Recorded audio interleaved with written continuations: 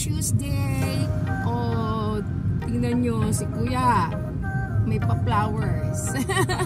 Nakaka-good vibes. One of a kind. Shout out sa lahat ng friends ko, especially yung mga Zumba mates. Sorry, hindi makapag-Zumba Lola kasi back to work. It's my first time to receive a rose po sa isang taxi driver like si Kuya Gregorio. Hello po. Hi. Thank you po. I appreciate. Pagsakay mo ng taxi niya, marami siyang roses.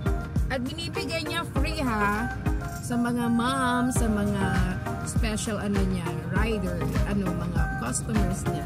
Delayed Mother's Day po. Belated Happy Mother's Day to everyone. Thank you. Have a nice day. Guys, magandang umaga. Ayan, si Mama, yun? Hello po. Napakabait po ni Kuyang driver.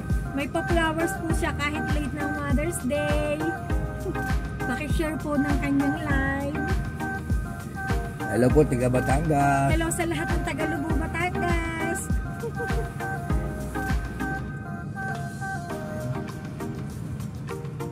Magandang umaga po. Sumakay na po kayo sa akin at bibigyan ko po kayo ng rose. Kahit na late na ng Mother's Day, magbibigay pa rin tayo.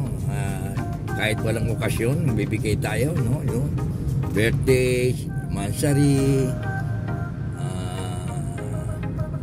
Malapit na birthday po sa 18. Yun, binabati ko po si Ma'am ng happy birthday.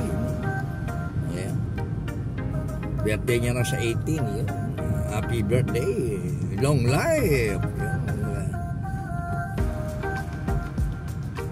Sa lahat pa nag-birthday, happy birthday. And see you!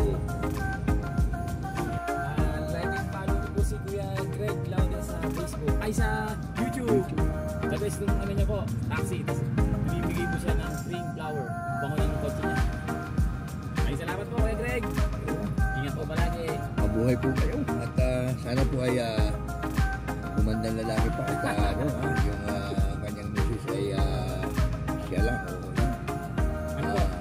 Thumbs up po kay Kuya Greg. Tapos po, ngayon lang po nakita na driver na hindi ng Bulaklak. Napakabait po si Kuya Greg. Thank you po. Sa lahat po na nagbe-birthday. Happy birthday po. At